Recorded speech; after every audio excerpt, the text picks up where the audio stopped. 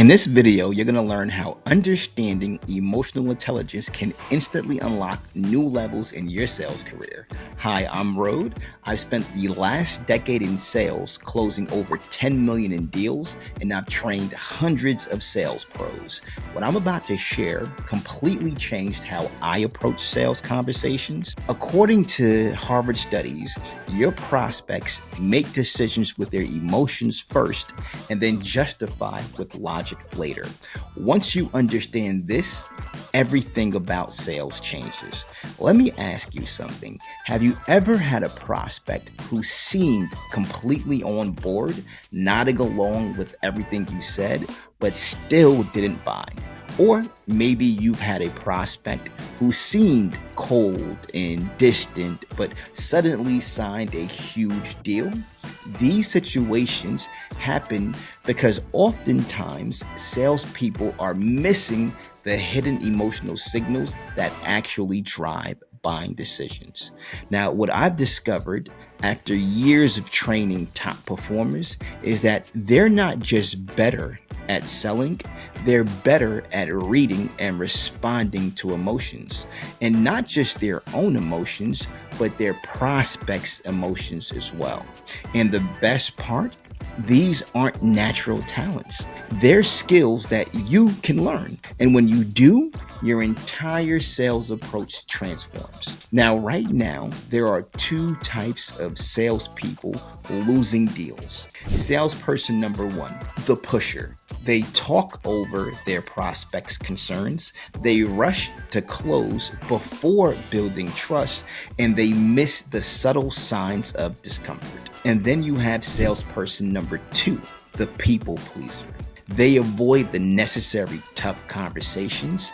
They can't handle healthy tension, and they lose deals by being too passive. Both types have the same problem.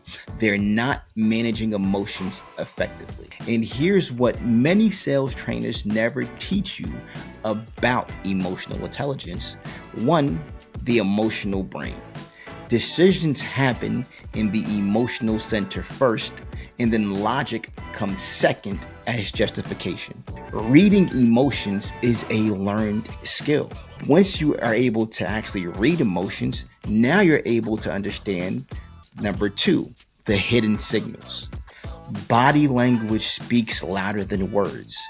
Your prospect's tone oftentimes reveals their true objections, and timing matters more than technique. Once you understand these, now you move on to the third and very important part of this, and that's the trust factor. Trust builds through emotional alignment. Authenticity, oftentimes, in my opinion, beats perfection, and connection will always precede conversion, which means sales. Now, here's how to master the emotional side of sales. One, you need to be able to read the room temperature. Notice the energy shifts in conversations so that you're able to spot the prospect's comfort versus their discomfort signals. Does their speech pattern speed up, which may be an indication of emotional distress or anxiousness? Or do they sound calm and relaxed, which may indicate they feel at ease? Manage the emotional flow of the conversation. You guide the prospects through uncertainty by transforming tension into trust because you've created that emotional safety.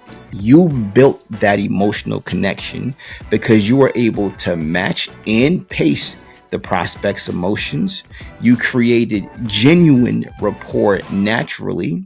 And because you've led with empathy, now you've earned the right to close with confidence. The key is understanding that every sale has an emotional journey. Just like a thermostat measures physical temperature, you need to constantly read the emotional temperature of your conversations. When you sense tension rising, you know to slow down. When you feel momentum building, you know to move forward. It's not about manipulating emotions, it's about understanding and guiding them. The truth is, sales isn't about being the smoothest talker or having the perfect pitch. It's about creating the right emotional environment for decisions to happen naturally. When you develop your emotional intelligence, you're not just becoming a better salesperson, you're becoming someone who truly understands what drives human decisions.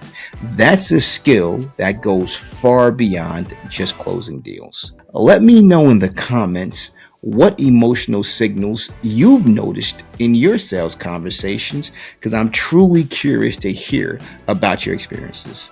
And if you want to dive deeper into understanding and mastering the emotional side of sales, check out our Sales Cafe community where we explore these concepts every single week. The link will be in the description. Again, this is Road, the Black Sales Guy, and I'll see you guys in the next one.